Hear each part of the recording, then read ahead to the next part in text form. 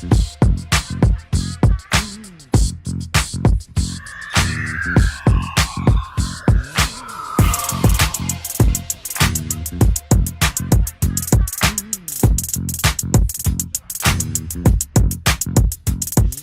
can't do it. Okay. We'll do it live. Okay. We'll do it live. It. Do it live. I'll write it and we'll do it live. Thing sucks. Here we go, ladies and gentlemen. It's Monday, February 2nd. It's another edition of the award-winning Daily Puck Drop. We here try to wow you with our sports knowledge, and we will fail. You know, Jim and I, we're going to pick up on a conversation we were just having off air. You know what we love? Both Jim and I really enjoy several aspects of social media. I think the one aspect of social media that I enjoy more than anything is if someone doesn't agree with you on some particular topic, it's, hey, shut up, stay out of that, not your business. Yeah. But you're out of your lane. You're out of your lane. But if I were to agree with said person who tells me that on social media, I would not hear from them. Correct? Is that how the game works? Or if you heard from him, it'd be like, right on, Puck. Right on, man. Good for you. Well, and the other thing I get a kick out of is if someone disagrees with you on something, it's not just sufficient to say, I disagree with you. It's always, God, you're an idiot for thinking that. Yeah, you're an idiot. You're a whatever. I can't say that. Well, I can, but whatever. Yeah, it's just it's a real special place. I'll tell you that. A real special hole is what that is. It's a polarizing place. Our country now. I find myself polarizing. But on social media, like Bad Bunny. I watched the Grammys last night. Yeah. And this Bad Bunny guy, I'd never really heard of him until he was announced as a Super Bowl halftime performer. I think this guy's going to be terrific. After seeing him last night, great personality, good-looking guy. I think it's going to be a really fun, memorable halftime show. But I was talking to my wife about it because of, his comments about ICE. Yeah. He's going to be booed by half the people there. Well, probably. I mean, this guy, it's not, there's going to be cheers, but this guy's going to be booed too. The way of the world we're living in now. Does anyone watch the halftime show? I can't. Yes. I can't really. I watch the halftime show every year. Every year, you make it a point to watch it. Yes. Yeah. You don't do that? It depends who it is. Depends who it is. So you're out on Bad Bunny this year? I'm not. It's huge, and it has nothing to do with that. I just don't really care for his music. I'm just going to kind of be out on it. He was album of the year. Sure. When Bruno Mars did it, I've heard Bruno Mars like, yeah, I'm in. Stones did it a long time ago. Yeah, in. Stones did it in Detroit. Yeah. Who else? The Seahawks were there. I think when Beyonce did it, Santa Clara, was it there? Yeah, I was in on that. That was incredible. Lady Gaga, that was great. Prince was great. The Janet Jackson thing. That was phenomenal. You were in on that? Well, wasn't every red-blooded American male in on that one? Their breast exposed. Yeah, hands up on Janet Jackson. Yeah, I know. Oh man, the Grammys though, they were terrific last night, and I didn't know who half the people were. Hey, your guy won, but they never showed him. Zach Top. I saw him kind of in the background there. Yeah, but they didn't show him winning the award. The Pride of Sunnyside, Washington. Yeah. I don't know what he won. What did he win? Out country something of the year? Best country star of the year. We'll get to sports here. Let me ask you this, because you're a fan of his. I like all kinds of music except for death metal. It's the only one I don't like. I don't think Jelly Roll is country. What do you think? Yeah, they've kind of I listen to The Highway on Sirius XM, and it's country, but it's kind of got some. It's not country like we grew up with. It's not hee-haw type country. For anybody who's old enough to remember that show. Country. So when he wins what did he win? Best country artist or whatever. He won the big award for country music. But is he really a country singer? I miss that part. Yeah. I think he still qualifies as country. Okay. Yeah. All right. He's terrific. I love Jelly Roll. Look how much weight he's lost too. Well, do you think he's on the Ozempic? Well, you know what? I love my wife. I do.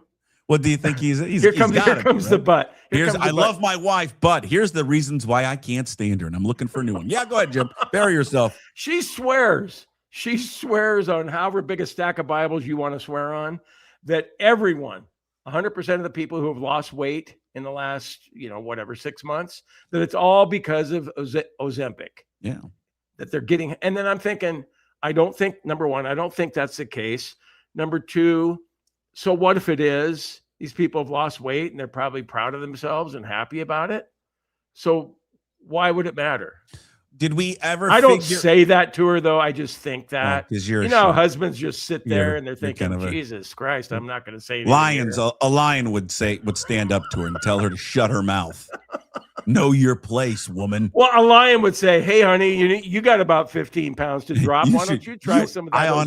I honestly think you should. What you turn to me, I think you should turn to your beautiful wife, Kathy, and go, "You ever thought about it?"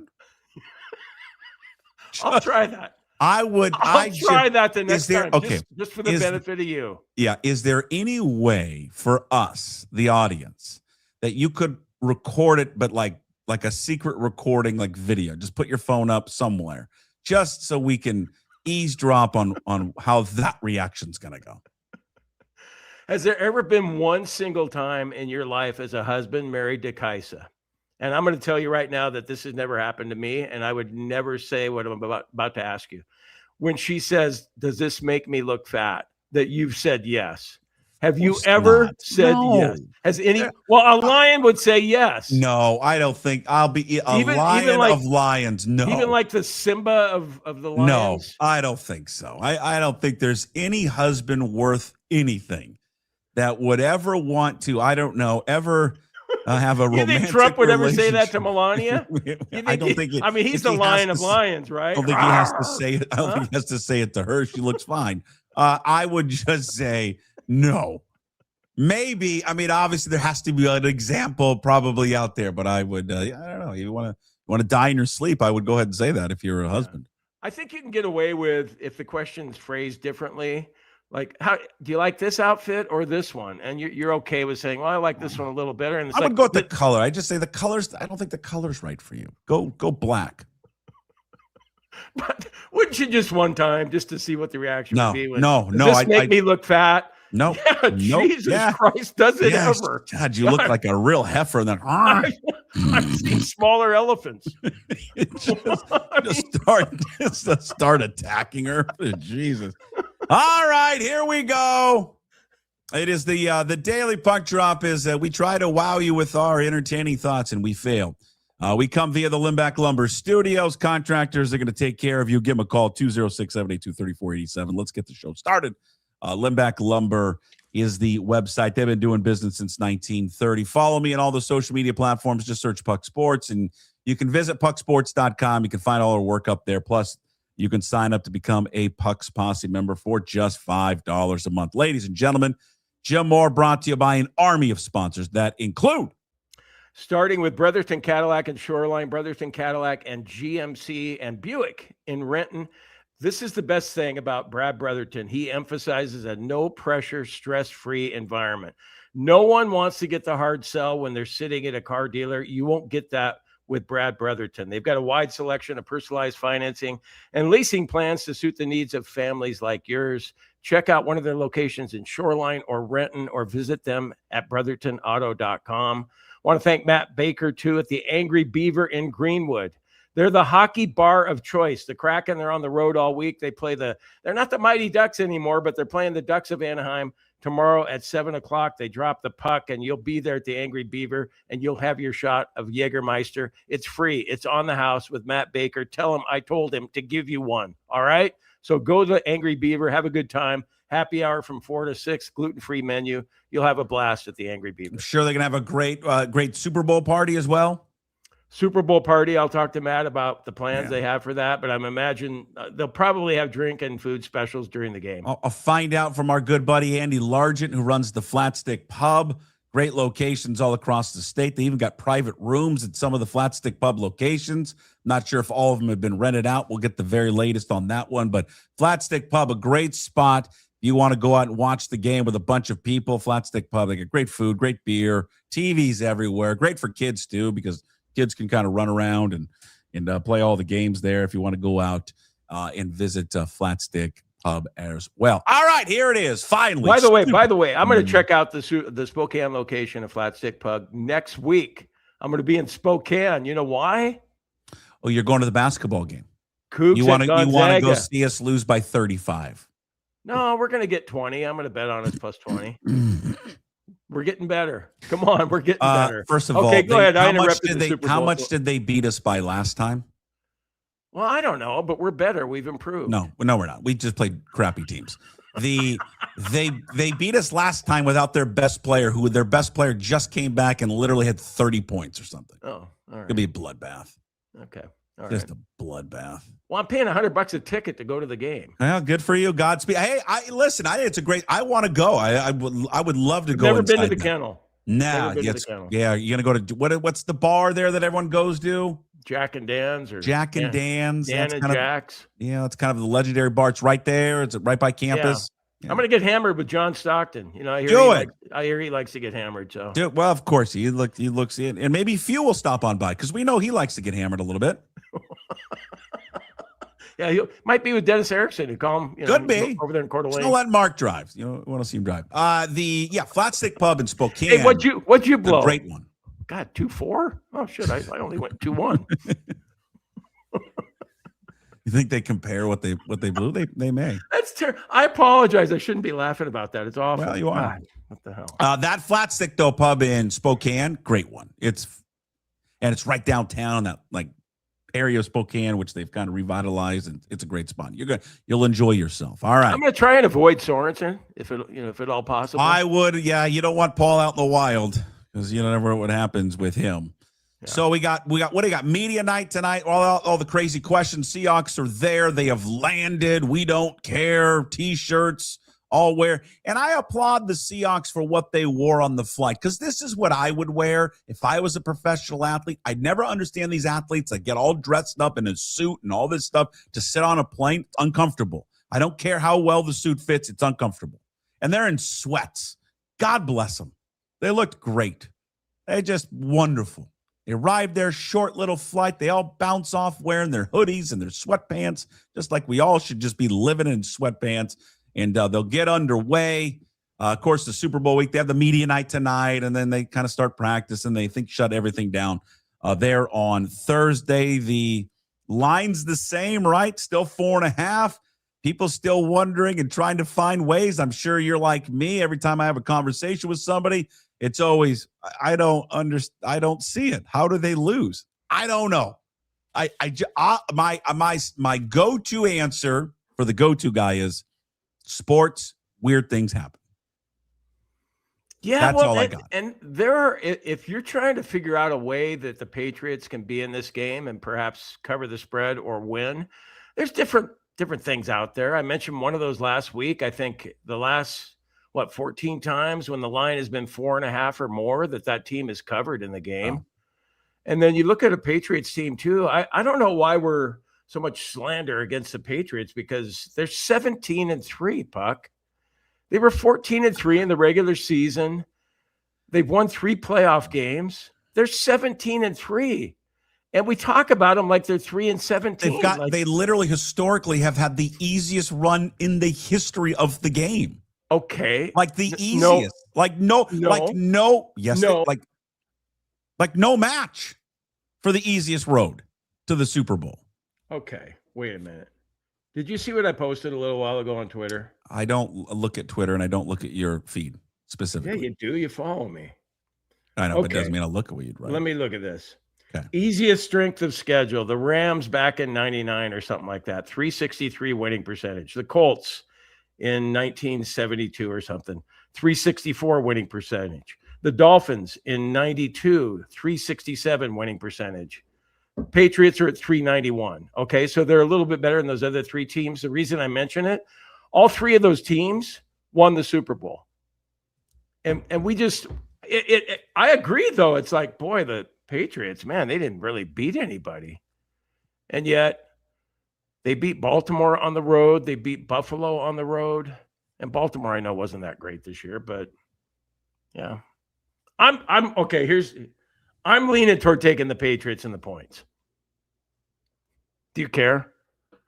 Do you think I'm a dumbass? No, I don't. Again, you may be that's right. Bad for business, and I'm saying I might bet on the other team. No, it's money. And the line just hasn't moved. When it doesn't make sense, when something doesn't make sense this much, you go the other way. You run the other way, and you go, God dang it, Mr. Bookie Man. They're winning. They're going to cover the 4.5. You think they'll cover the 4.5? Yes. Do you? Yes. How many times do you want me to say yes? Last week and starting out today, you're trying to find out a way of how they can win. Yeah, I'm trying to. If they're within 4.5, they're going to have a chance to win in the last 2 minutes. The Seahawks are going to cover, you moron. Oh, okay. Well, I wasn't not the Patriots. Good Lord. Okay, how much do you want to go on that? I'll go ahead and take the 4.5. Now you're doing bad business. You are now betting against the Seahawks on a Seattle show. Anybody who's ever followed me over the years knows I suck at picking First, you don't want the Seahawks to win. Second, you hate the steelhead jerseys for the Mariners. I mean, my God, man, is there anything in Seattle you like? See, okay, well, listen, you justifiably accuse me of not listening to you sometimes, and you would be correct about that. I kind of come in and out, I fade in and out on what you say, but you're unjustifiably ripping me here about the steelhead jerseys, which I don't know if anybody wanted to read that post. Yeah. Jim Moore, the go-to guy. Yeah, I clicked on it. And he's wrong about that. Didn't seem like there was a lot of clicks on it, but hey, never are. I like the steelhead jerseys. I said that twice in that post.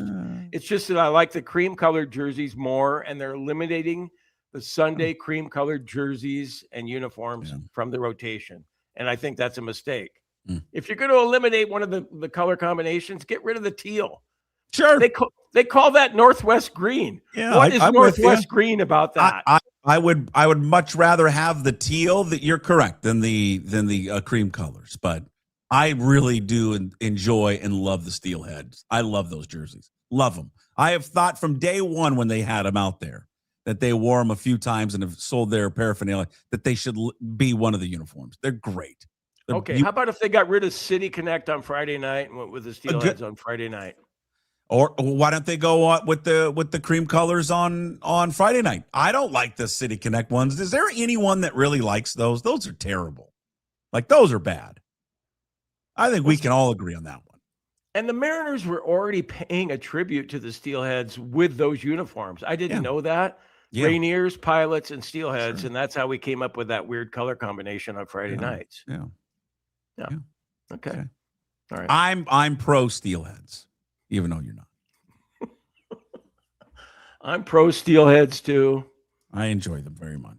That was I was old enough to remember that 1946 season. How were the Pilots back then? Was it fun going to the games on a horse and buggy? Well, actually, I was talking about the steelheads in 46. I was actually trying to crack a funny that wasn't funny. I was born in 57, and I do remember the Pilots in 69. Of course you do. It's your first team. It's kind of funny how, what is it? It's a Lowe's hardware store there now on Rainier Avenue, or Six Stadium. Is that where? Yeah, that's right. That's where it was. Yeah, you're right. Yeah. Exactly. Yeah. Not a bad Lowe's. It was really, Puck, you would have loved Six Stadium. Sure I would have. You would have absolutely loved it. I love those old stadiums. What did let's see. So we got that, Steelheads, they touched on that. I love them. They're great. Media nights tonight, all the craziness, we're just getting asked a bunch of stupid questions. Which Seahawk, if you're a reporter there at the event, which Seahawk, and you're thinking, so I went to the one in Detroit, and I can't even remember who I talked to that night. But which Seahawk player would you go up to thinking, okay, this guy's going to be in the mood to play along and give me a good interview? I think AJ Barner's going to be the star tonight.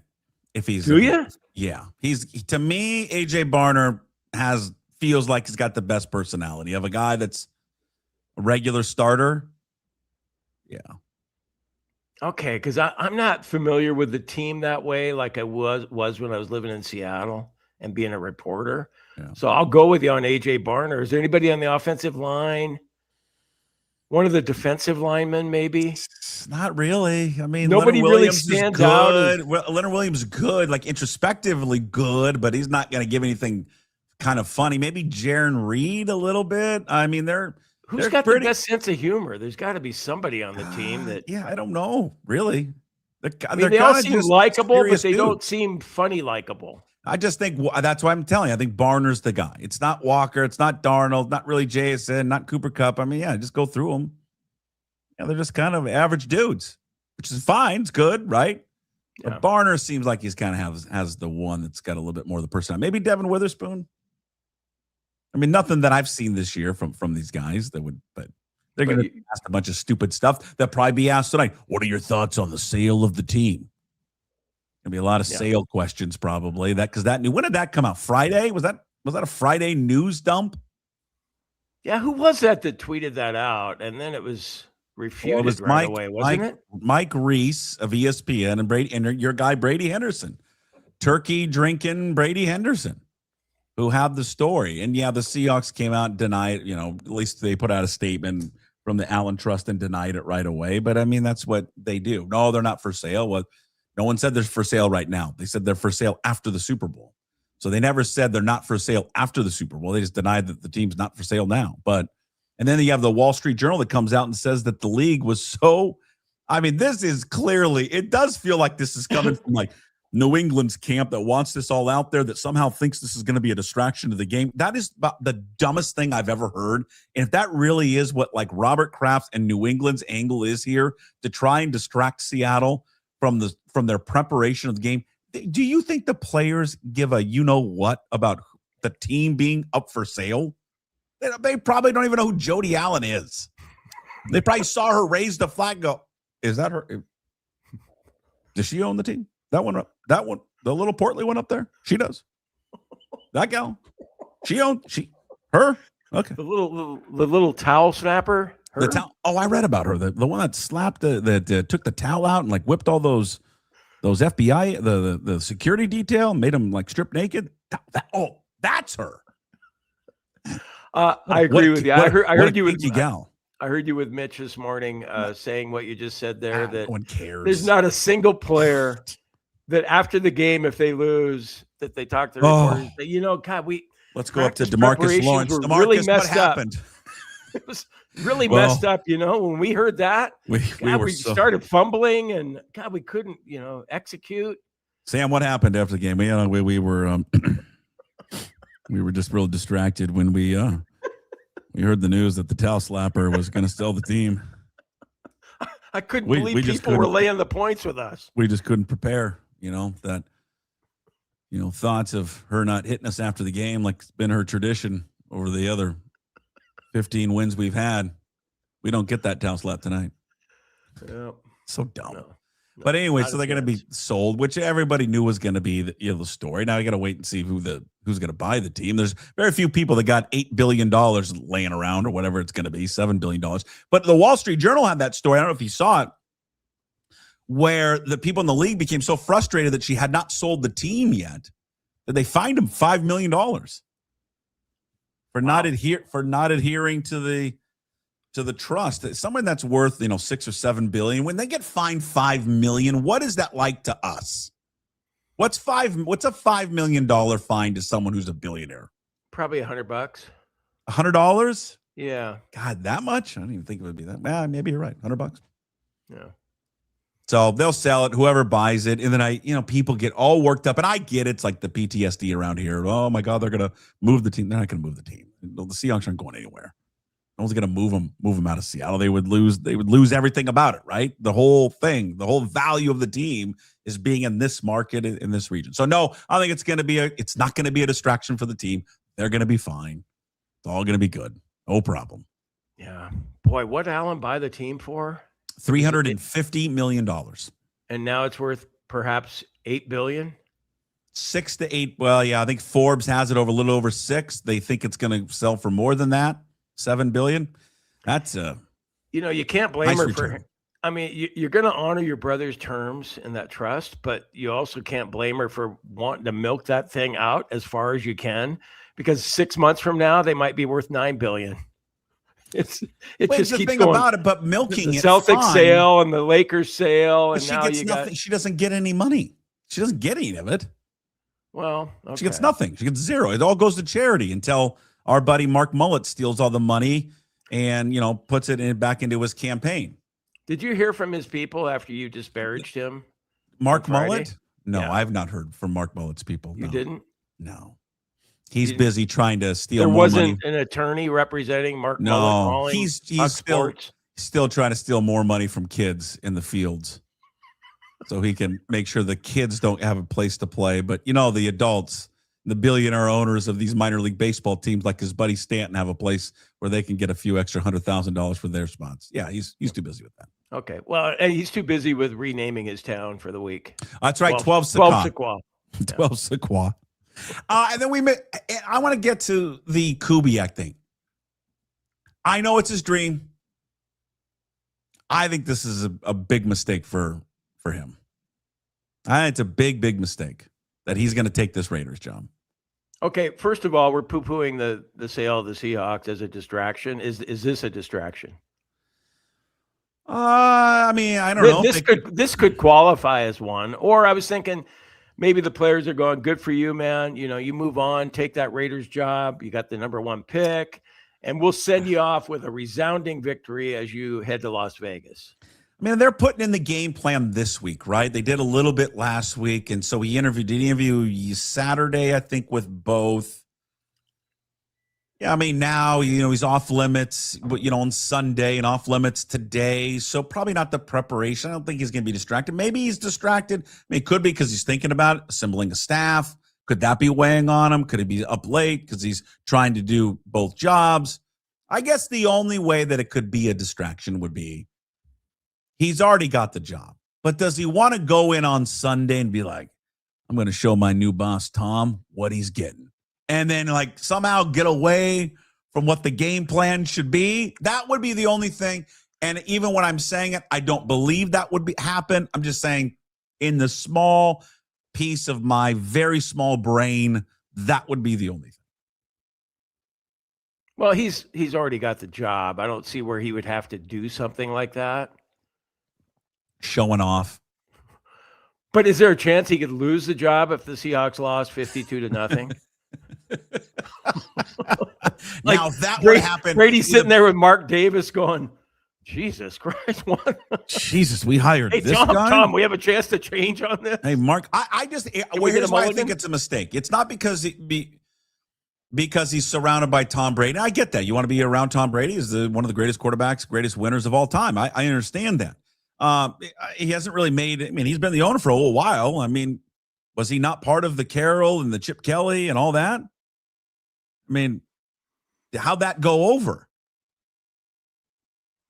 Not well. Do you get the feeling, and this is me just popping off down here in Bend, Oregon. I love popping off. I don't really have any concrete reason to believe what I'm about to say, but I'll say that's it anyway. Our entire show, Jim. So yes. Do you get the feeling that Klint Kubiak is going to be this huge success in Las Vegas based on what we know about him here? We know that the offense has been terrific under him. Personality-wise, is he a guy that you listen to and you go, yeah, I'm going to run through a wall for Klint Kubiak? I don't know, but I would say that about Mike McDonald, though. I know we've talked about this before. That's true. Would you run through a wall for Mike McDonald? When Mannequin Mike talks, I fall asleep. That was his best line ever, and all it was we did not care. And I get a kick out of this, and I know I'm in the personality. I know I'm in the minority on this one. And I like the video that came out last week before the NFC Championship game when he got hired. And he kind of spoke it into existence, even though they kind of cherry picked it, saying 9 months. It really was 18 months. The video I'm talking about. I didn't come away. Everyone's like, I'm going to run through a wall. I'm like, let's get started. That's how he ended. I didn't think it was the video of it was great and the music was great. What he was saying, I was like, eh. So, Mike McDonald's not the most verbose head coach they've ever had. Yeah, I know, but I prefaced it like I really don't know what I'm talking about, but I said it anyway. That's just my perception. We've established and then also when you're from day one. Okay, but also when you're a coach of the Raiders, how many coaches have they had? And how many have worked out in the last 10 or 15 I years? think it's a bad move. I just think so it's a bad move why for him. all of a sudden do you think, oh, well, Klint Kubiak is going to be the answer? And maybe he will be. I shouldn't be, critical of Kubiak. He's had a terrific year. It just seems that's what he wants to do. He might end up being a terrific head coach. Sure. Or he might be one of those guys where it would have been better for him to remain a coordinator. Hey, stick around, okay? You're going to stick around here because we are going to talk. You're going to spend a few minutes because we don't have much time with him. We're going to spend a few minutes with Michael-Shawn Dugar, okay? Okay, we got the Dugar Report. He joins us every Monday, all brought to you by Georgetown Brewery. Drink Georgetown Tavern Beer, your new locally brewed domestic-style lager. 4.2% alcohol. Cheap, good, local.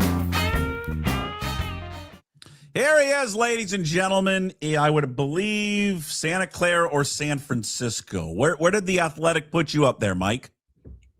I'm in San Francisco where the earthquake was this morning. That's right. There was an earthquake? Yeah. Was it a big one, minor one, or what? Did you feel it? Oh, I definitely felt it. It happened, I believe, at 7:01, and my alarm went off at 7. So I'm like rolling over, just still waking up, and I feel the room shake. And I'm like, well, maybe I'm tripping. Did I have like a weird dream? I'm in a hotel. I'm not used to this hotel. Maybe that was it. And it wasn't until about 45 minutes later I saw the report that was an earthquake. And it was like the one time I felt good reading that news, because then it means it wasn't me. I just didn't trip out in the morning. It actually was that the earth moved. Because for like a good 40 minutes there, I almost hit my wife like, yo, I'm made to come home. I'm tripping. I feel like my entire room just shook when I woke up, How many floors up are you?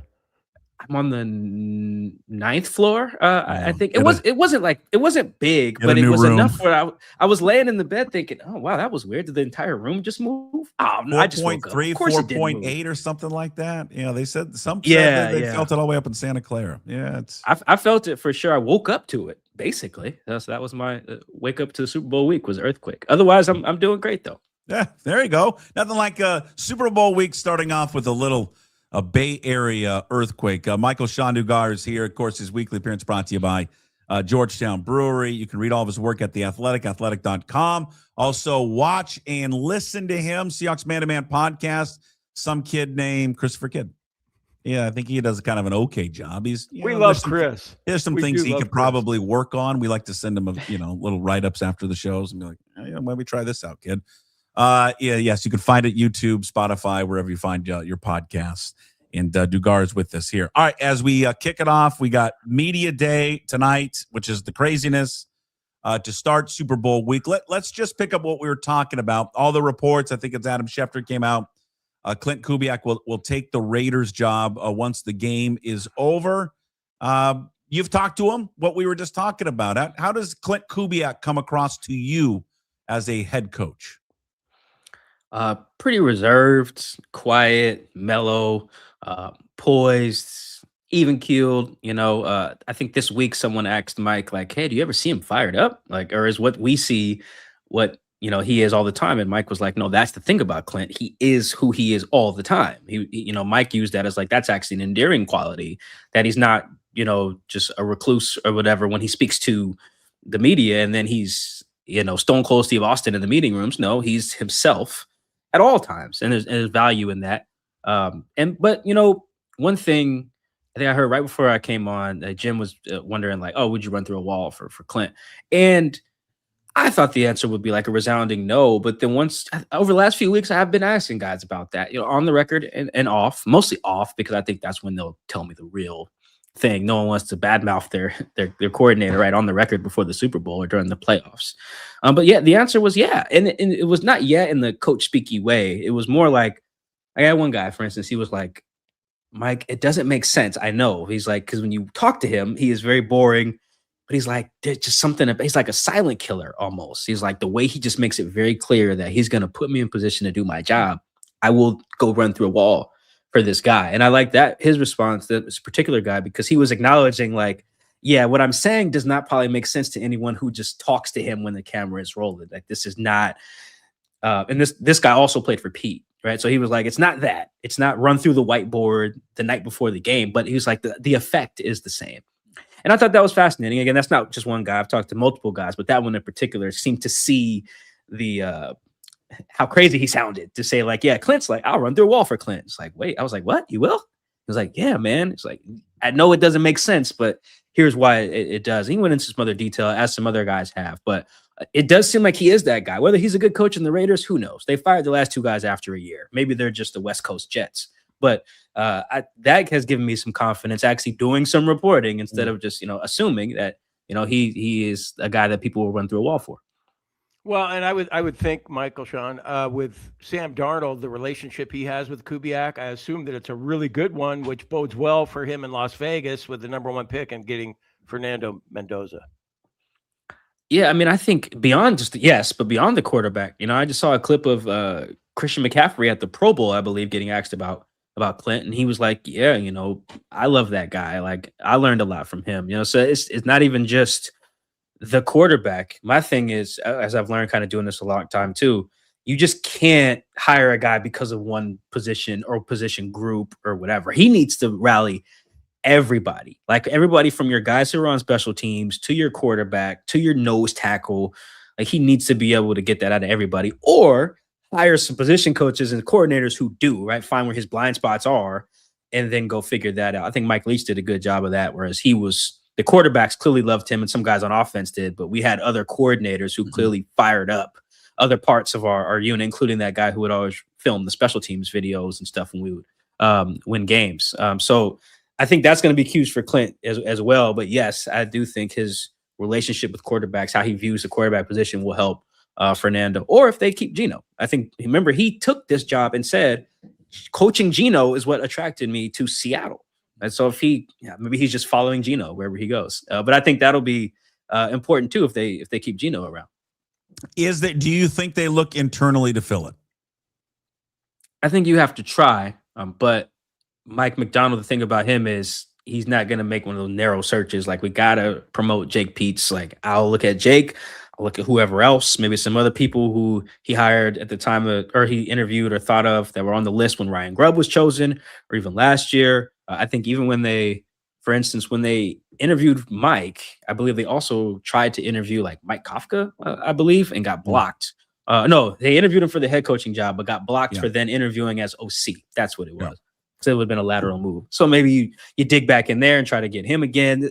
I think they're going to have to look beyond their own coaching staff and beyond this wide zone scheme. I wouldn't just make a list of guys who just know the Shanahan or Kubiak scheme either, because the more coaches we see get hired to run that around the league, then you get the Pete Carroll cover 3, lose all my coordinators effect, where now everybody's running the thing.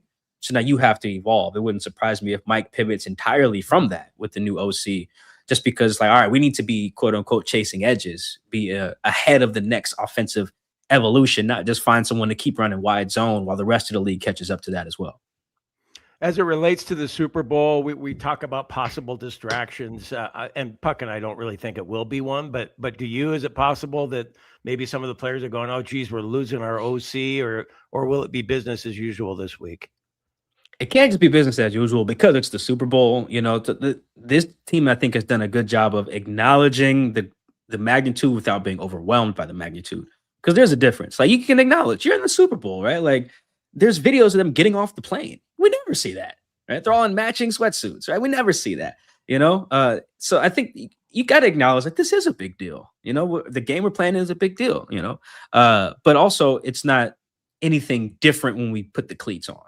I think talking to Julian Love about that this week, I know he's not an offensive guy playing for Klint, but it's the same effect. He's like, yeah, this is great. Like, we're in the Super Bowl. This is turned up, But also, he's like, when I put those cleats on and I get out there, I'm just going to do my job and hit people, the same way always does. And I think individual guys will probably look at the Klint thing differently because some of them might be like, let's send Klint out with a bang, right? Like, let's score 50, for Klint and send him off and lift him up like Rudy or something. Or some guys might be upset about it, or bittersweet is probably like how Cooper Kupp will describe it. Gray Zabel, when we asked him about Klint, he was like, yeah, Klint sucks. Don't hire him. Because he loves Klint, though. He's like, I don't want to lose this guy. So I think it'll be more of the let's send Klint out on a high note. Like, I'm sure he's told the team, like, hey, I'm taking this job, whatever. But it's going to be, hey, all right, let's drop 50 on these guys. Then you go do your thing, and we'll be Super Bowl champs. Mike, we're not the only ones. Everyone's trying to figure out, right? You look at this matchup, and you just kind of keep coming to the same conclusion. I think fans agree. Like, I just can't see how Seattle loses this game. Now, the line isn't preposterous, and it really hasn't moved. It's 4.5.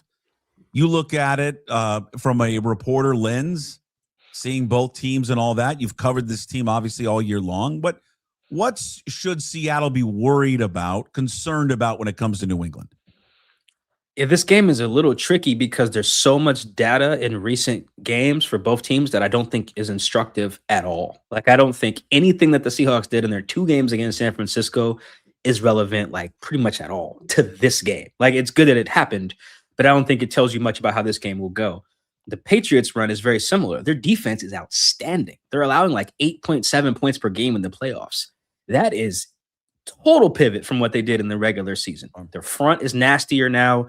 They got, you want to talk about seeing ghosts with Sam Darnold, what he did against the Patriots years ago. They had Justin Herbert seeing ghosts. They had CJ Stroud seeing ghosts in a way that I just don't think will apply here. There was unique circumstances for those offenses with CJ and Justin that just don't apply to Sam and how this offense is run. So it's tough. You get all these games and all these plays, and both sides can point to how well their teams are playing to this point. And for that, on the Patriots side of things, I don't think how Stafford lights up the Seahawks is instructive either. I don't think you're just going to see Keyshawn Boutte running by Reek Woolen all day on Sunday, the way Puka Nacua has run by the Seahawks defense now twice in the last month or so.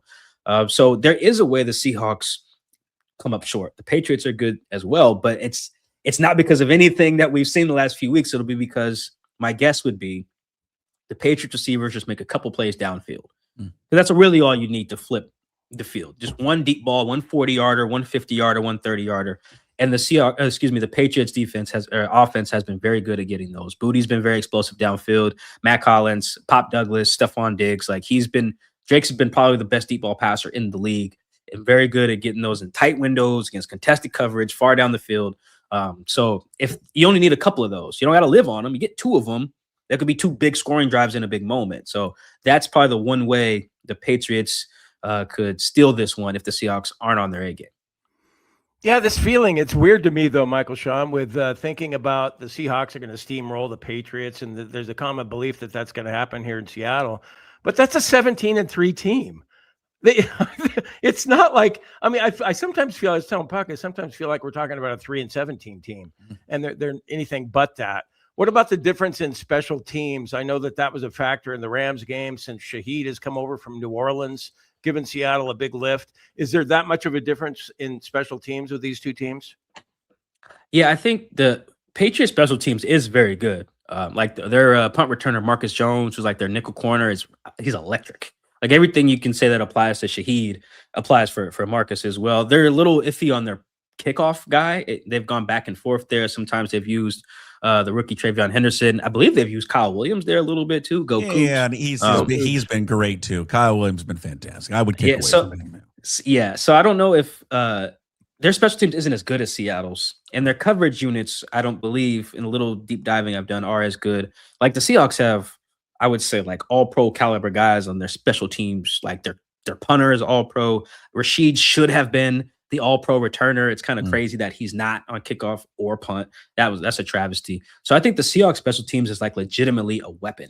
You can point to games this year where they've won because they've made big special teams plays. The Steelers one was a little lucky, but like they blocked multiple kicks now. They blocked a field goal against the Niners, blocked a field goal against the Falcons. Shaheed returned one against the Falcons. He had a big return that set up the game-winning drive against the Colts. There's just the punt return against the Rams at Week 16.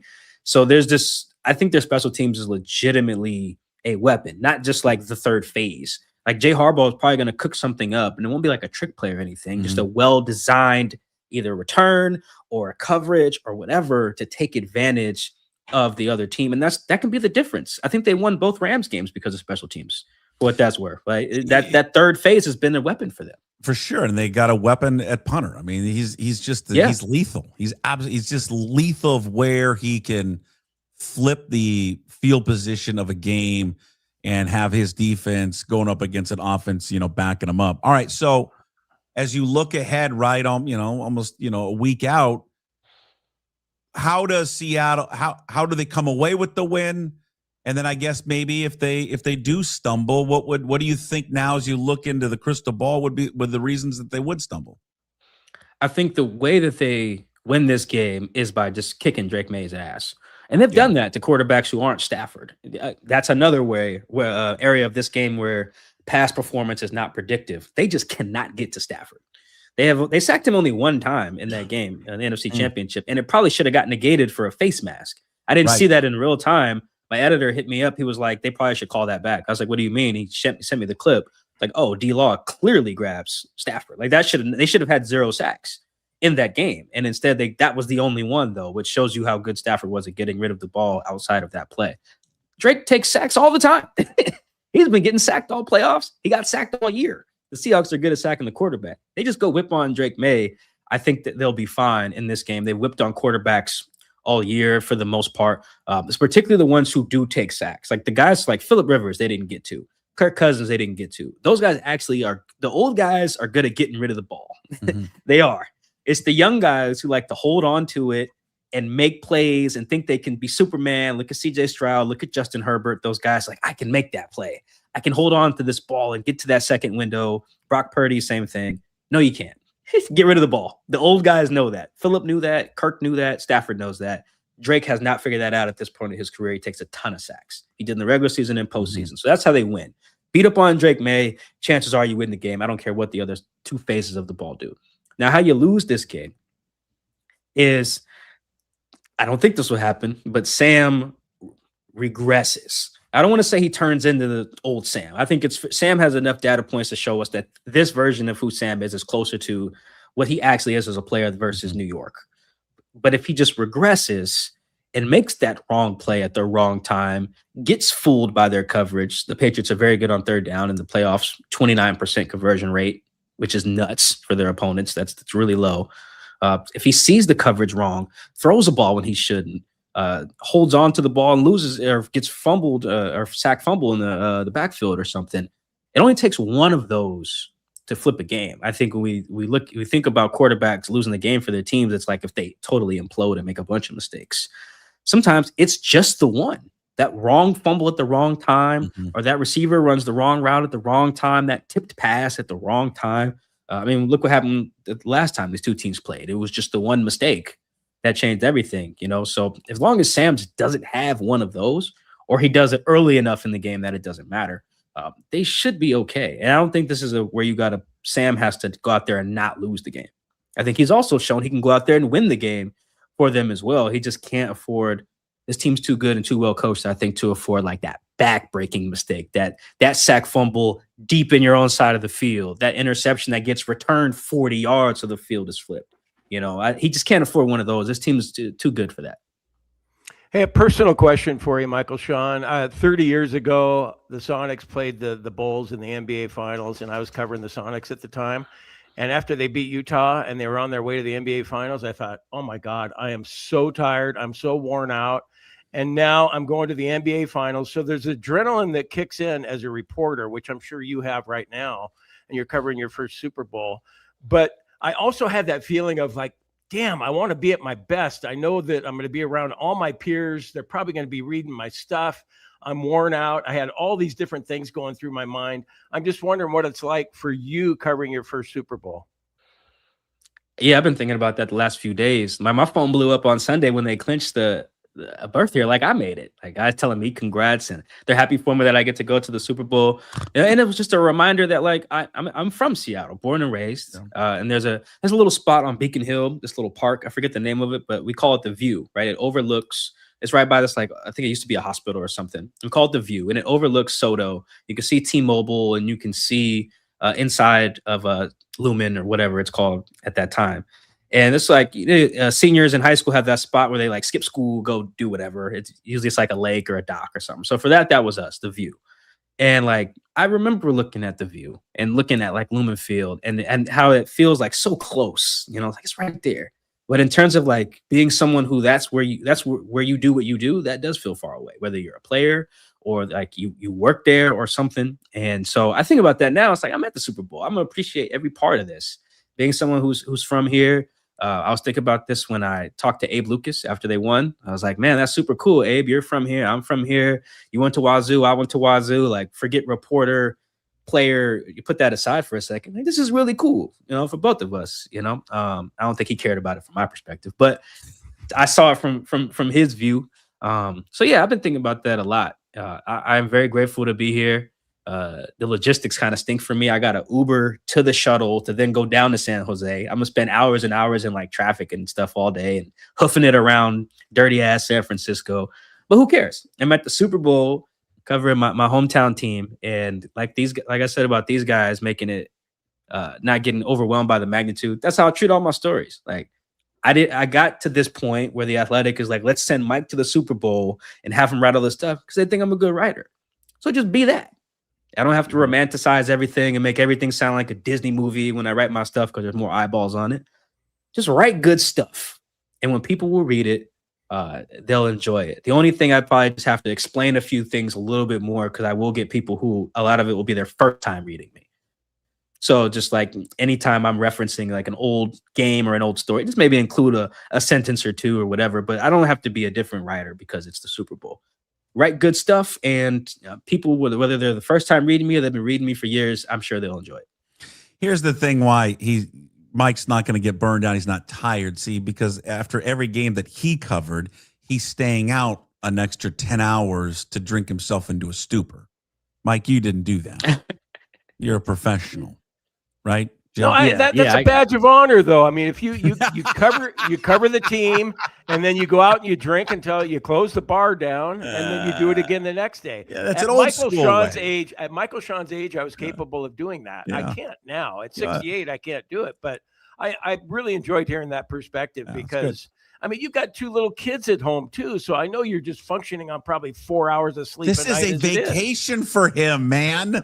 This is the greatest. But he's not going to get much sleep down there. He's going to be going. More sleep there than he would at home. He's not going to admit it on here because if his wife sees or hears this, he's going to get killed for it.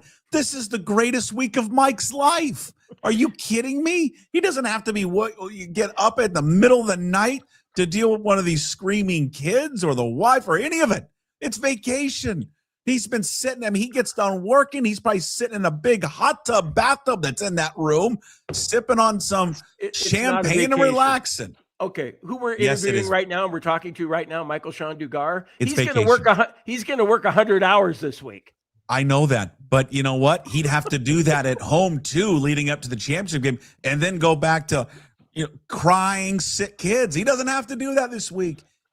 No, yeah, you're right, Puck. It's definitely not. It's not a vacation, but like I view my job as work, but I just don't really feel that way. Like writing these stories and stuff, I'm excited. I'm just excited to sit down and write these long ass stories about this stuff. Like if let's say like during the week. Regular season, week 8, I write like 3 stories about whatever, maybe 3,000 words in total, 3,500. That's a typical week.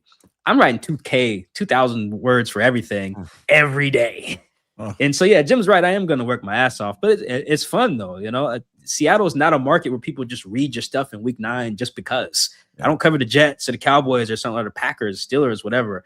So the fact that I know, like, man, tons of people are about to read this shit. That's how I don't get tired. I'll lose some sleep over that. It's what we do it for in these type of markets. At least that's how I view it. Like this is the big stage for me too.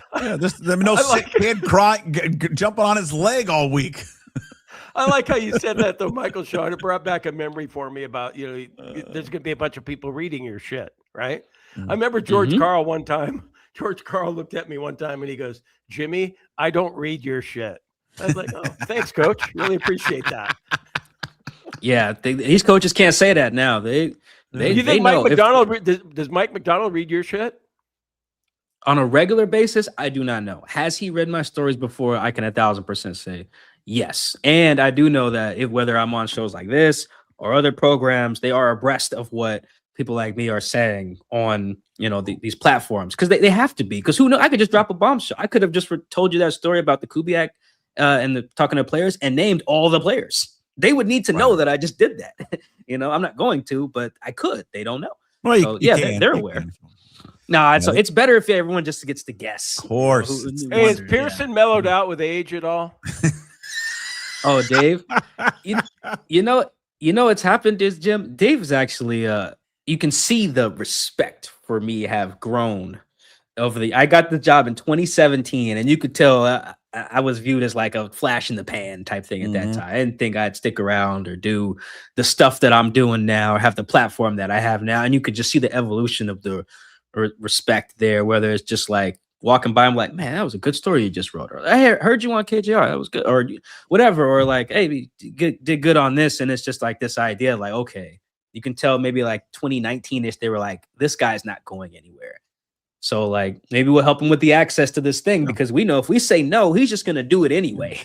So you're likable, Mike. It's those he treats probably poorly as the ones that aren't likable, the ones that agitate him. Get under his skin. I also know how the game is played too. Like I know not to name those players, right? Like there's value in that, in good or bad. Like I understand how the game goes. Those guys are the gatekeepers to the access that I need to do this stuff. So I don't want to piss nobody off over there if I don't have to. If a player threatened to take your credential, you'd probably just back down and be like, all right, whatever, I'll move on. Not confront that player in the auditorium, which would create even more tension. Correct? I had a situation like that, not a credential removal threatening, but a very, very, very loud and upset player in a post-game locker room 2 years ago, a couple years ago, furious. Everyone knew about it, but no one knows about what happened publicly because I haven't said anything, because there's no value. Just to me, there was no value in doing that. Were you there that day when Sherman threatened to take his credential? I was still working in Idaho, but I remember when that happened. I remember when the audio dropped and everything. And it was when I now that I was the best at the VMAC every day, because now that I've been told how that works, I know the mechanics of the VMAC and how the post game is set up. For him to say that and then deny it, it's like so funny. It's like, dude, how many people are in there? That was the best part, Jim, is that he went on. Where did he go the next day? He went on a national show. It was like Carissa Thompson's show or Kay Adams or something. He went on something. I never said that. Never did any of that. And people are like, there's the video, literally. I was like Matt Calkins. Didn't Matt Calkins was the one that recorded all of it? It would make sense. Matt sits at the he sits by the walkway there. So if Matt didn't turn his recorder. Yeah. Calkins was the one that was shooting all. That's how everyone got it. And like people are like, I'm watching it. It's right there. You said it. That's funny. And he was just like, I never said it. Fake news didn't happen. I'm like, okay. No, what's funny though, Michael-Shawn, I mean, back in the day, like back when I was a beat reporter and all that. Oh, that was the best. You have confrontations like that with athletes from time to time, but they never became all the public. Time. And you didn't make a big deal out of it. It was just, you had a disagreement and then everything. I thought that whole thing was blown out of proportion. But you're right, because that happens all the time. But that was pre-cell phones and Twitter and social media, where everyone shot it out immediately or had video, and all that stuff happens all the time. You know what, Jim hasn't. I'm almost a seasoned veteran in that type of interaction, because Paul Petrino threatened to fight me in like 2016 or whatever it was when I was covering the University of Idaho, and I wrote a column about that. He was the coach at Idaho, right? Yes, he was the head coach at Idaho. He threatened to fight me like at practice. He had to be restrained by one of his graduate assistants. Oh yeah, I never told you about this. No, do you think you could have taken him? Absolutely, but and they denied it and everything. And I wrote about it, and I don't regret writing about it, but it did give me like a crash course. And like, okay, if this happens again, how should I handle it? Now I've that's happened twice now since then on the Seahawks beat, and no one knows it's happened unless I've told them privately. I've never come out and talked about it. And then both incidences happened in public too, so other people could say something. They're just not. So, but yeah, that Paul Petrino incident, you can Google it, Jim. It's up there. No video of it, but yeah, that was a thing back then. It taught me how to handle these situations.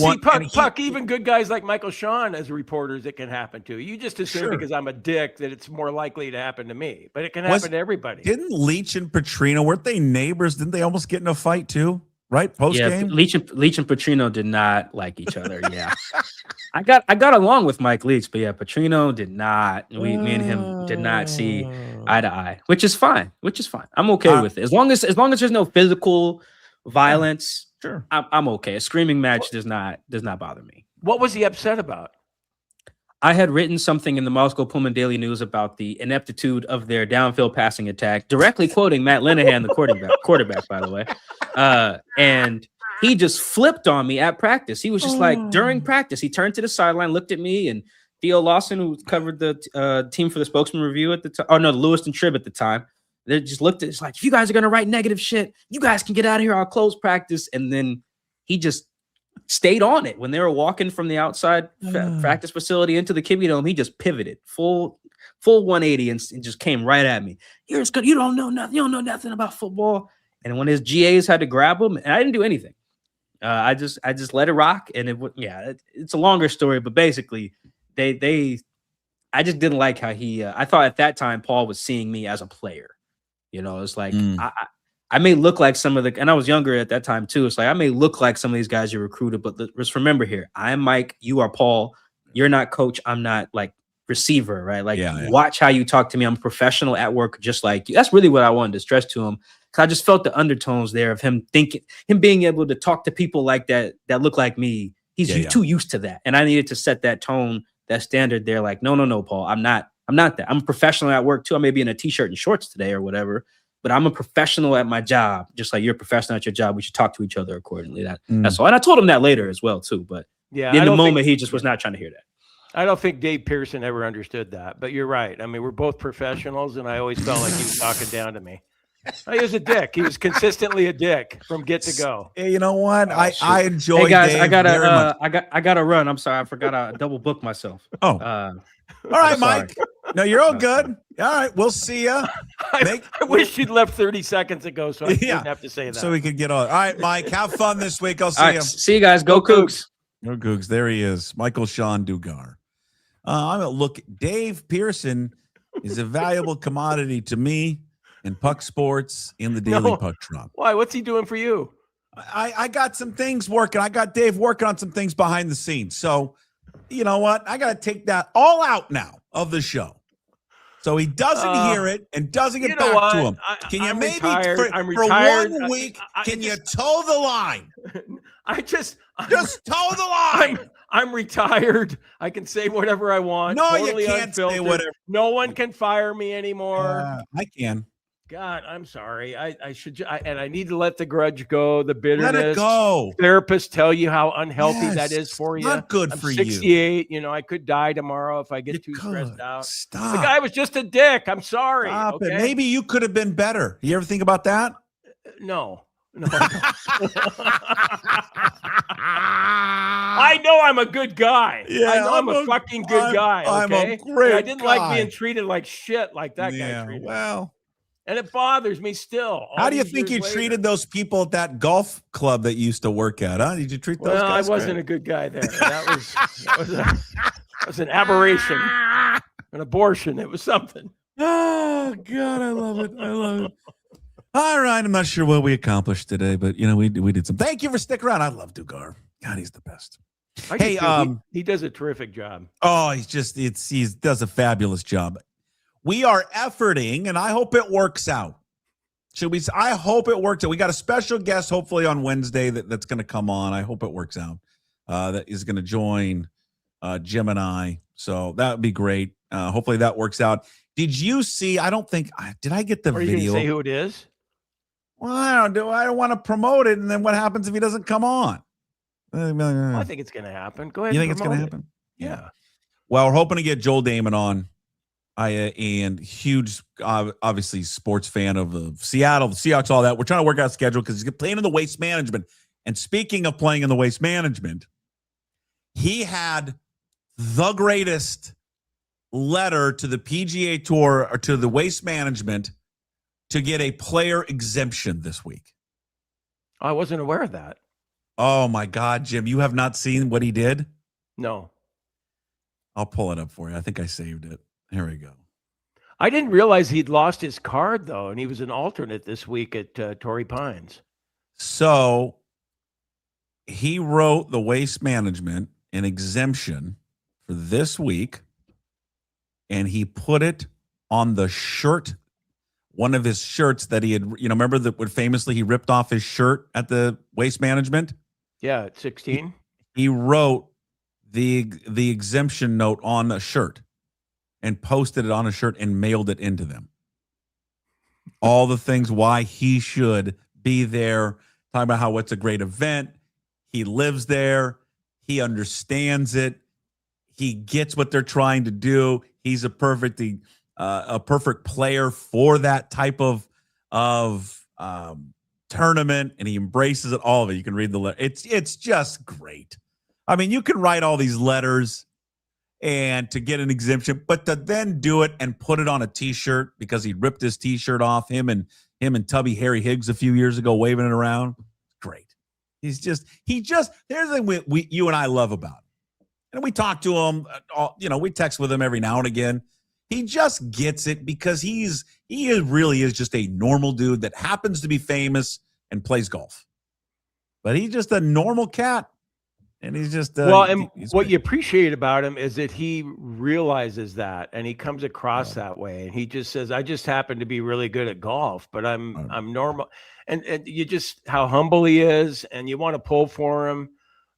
He doesn't take things. He takes his game seriously, but he doesn't take himself too seriously. No, I was starstruck when I met him at Valhalla over in Pullman before the Apple Cup. I was like, Jesus Christ, there's Joel Damon. That's He's awesome. just a good dude. He's just a great dude, and he's lots of fun. Hopefully he can work it out. Now, he listens to this from time to time, and I would hope if you're listening now, probably later, we've really put the guilt on you now. If you don't show up Wednesday, you're not only letting down us, you're letting down your fans, and you're letting down the Seattle Seahawks. So make a choice. Yeah. Okay. I had $2 on him this week at 360 to 1 odds. He was playing great, man. And then he had a chance, but Saturday, Justin Rose was just too good this week. Oh, Justin Rose. Justy Rose. God darn it, was he good. Man. Good to see Koepka back too. Yeah. It's I great. agree. Great to see. His putter let him down. Good Lord. Yeah, but that was. I would normally never say this about a professional, but you or I might have putted as well as he did this week. Was it Sunday when he closed it out, or was it Saturday when he missed like 3 from like 4 feet? It was Saturday. Saturday. Yeah. No, he 3-putted from 4 feet. Hey, do you know? I mean, you don't need me for you to see this, but even for our audience that watched it, I mean, you understand that's why that's the greatest place in the world to live. Why I want to live there. When you see that place. Yeah, the conditions this week in January, just come on, best. Yep. I always think of you when I hear the mamas and the papas, California dreaming. 70 degrees. There's not a cloud in the sky. A little chill in the morning, which is nice. Right on the ocean. San Diego. And if you need it to be a little warmer, all you got to do is drive 10 miles inland. There's just nothing better than it. There is no better American city than that one. Done. Yeah. But imagine how much it would cost to go to the San Diego Elks Club. I don't know if you could afford that. I mean, you're having a hard time affording the Ballard Elks. I don't know how you could afford San Diego Elks. I bet you the Ballard Elks is more expensive than the Seattle one, or more expensive than San Diego. I bet. All right. I'll do some research on that. I've got some time. All right. I will see you Wednesday, and I will talk to you on Wednesday. Okay. It's going to be a different kind of week, though, I know. Oh, a different week. Yeah, I didn't even mention that. Thank you for bringing it up. Chris Egan. So Egan, we're going to have to record with Egan. I think we're doing it Wednesday because for Friday's show, which, by the way, Friday, we're moving some things around.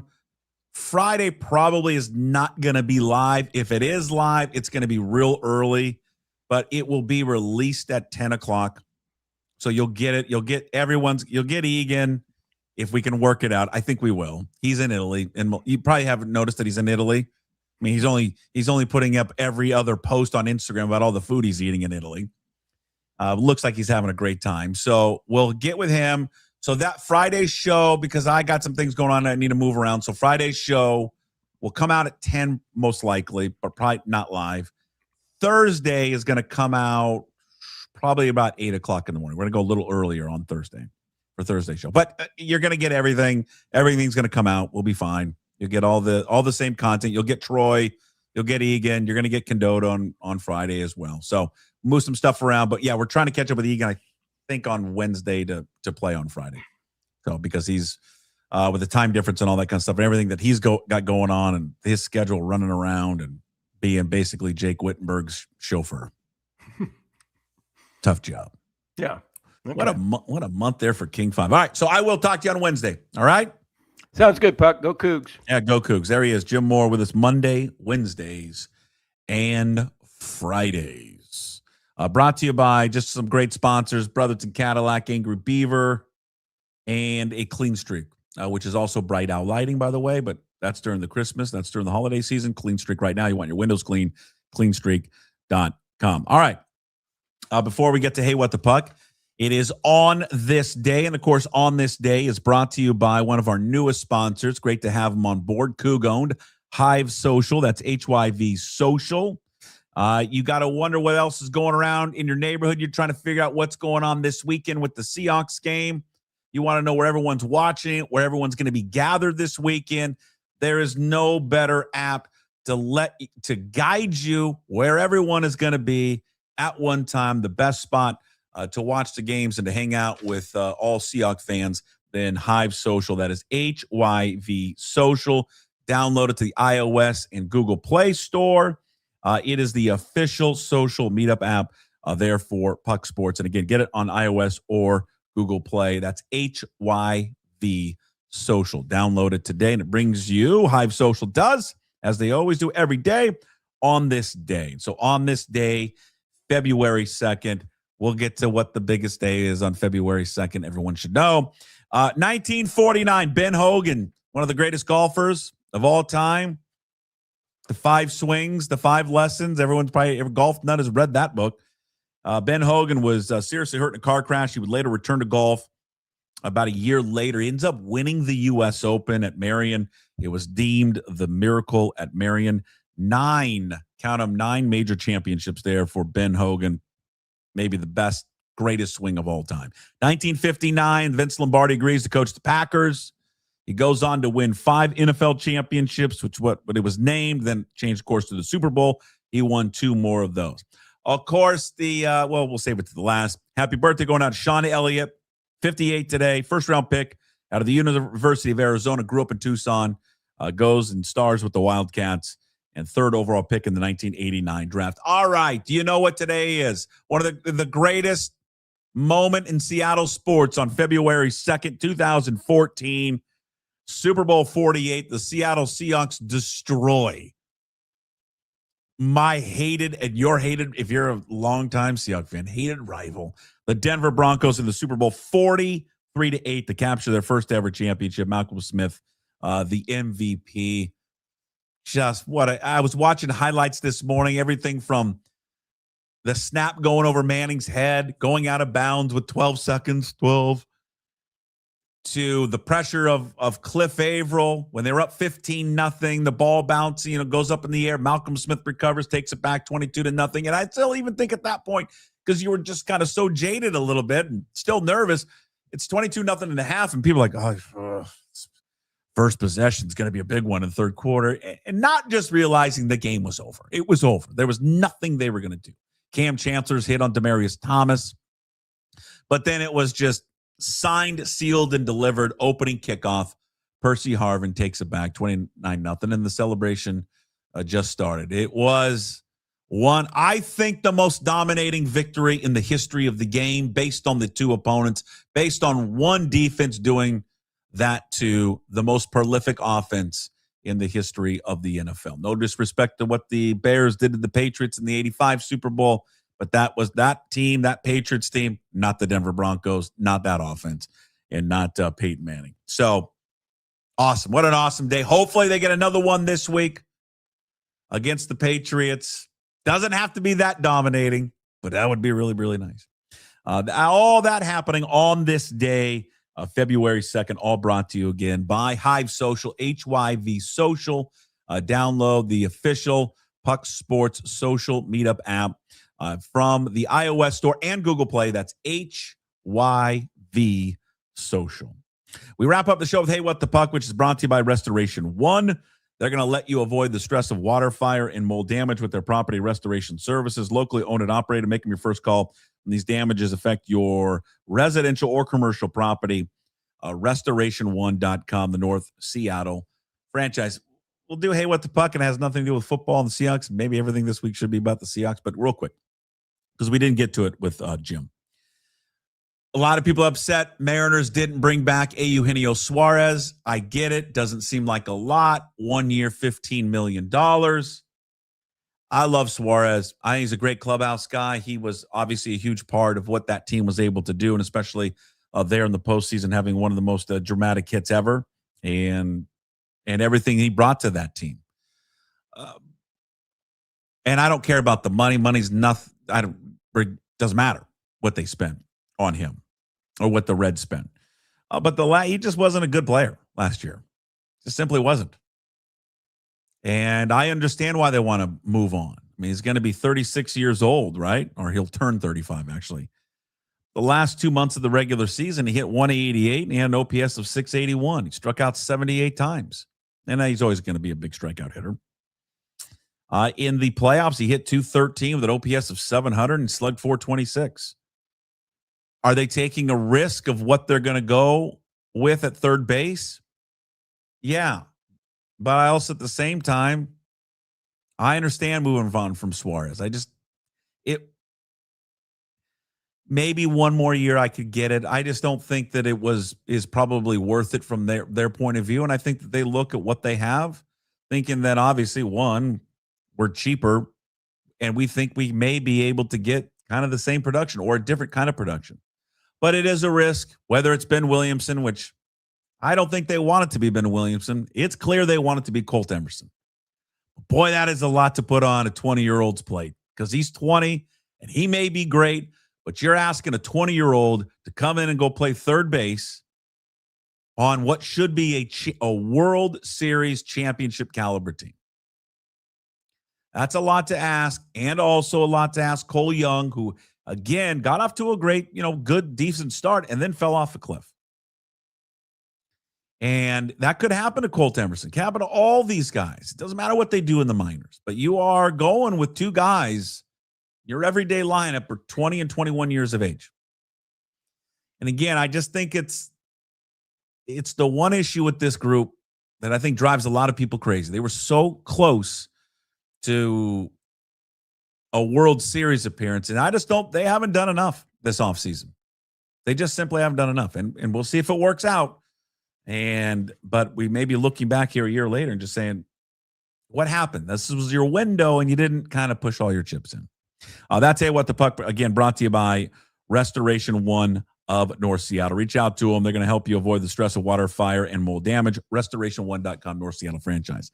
Thank you for watching and listening to today's show. Thank you to all our sponsors, Limback Lumber, Flat Stick Pub, Georgetown Brewery, Hive Social, and Restoration One. Thank you to Jim sponsors here on this Monday, Clean Streak, Brotherton Cadillac, and the Angry Beaver. Find today's Daily Puck Drop up on YouTube when you're there. Please subscribe to the channel. Leave a comment. Try to get to as many as we can. Hit that like button. It all works. Also find the Daily Puck Drop on your favorite podcast platforms, Apple, Spotify, does not matter. And you can find everything at pucksports.com, including the link to sign up to become a Pucks Posse member, just $5 a month. Supports all the free stuff that we do throughout the week, 5 days a week. Plus, we give you bonus shows like Tuesdays with Stretch coming out tomorrow, the Sports Pit. Wednesdays with Ryan Divish. We'll talk a little baseball with that right around the corner. We'll sneak in some football questions, too. He's been covering the Seahawks during the playoffs. And then Thursdays, KJ Arntz with Mitch Levy. Graz with Gas Take 5 podcast we now produce. Normally comes out on Mondays. Boys are going to push it back a couple days. And it's going to come out on Wednesday. Find it on YouTube and all podcast platforms. All right, day one of Super Bowl week in the books. We'll be back tomorrow, Tuesday edition of the show. We have got John Canzano's going to stop on by. We've got Danny Kelly as well. And we're going to have old friend of the radio program is going to be back with us. who has been out of sports media for a few years now, but his new venture is doing quite well. We're going to catch up with our good buddy who used to join us all the time on the radio, Joe Fan. Our good buddy Joe Fan's going to be on the show tomorrow. So we are looking forward to having Joe on. Been trying to put in the works to get him on here for quite some time. So looking forward to having that tomorrow on the program. We'll talk to you tomorrow. As always, promise to be better. No shoes, no ties. Would anybody like to smoke some pot? Yeah. I was born to love. I was born to lick your face.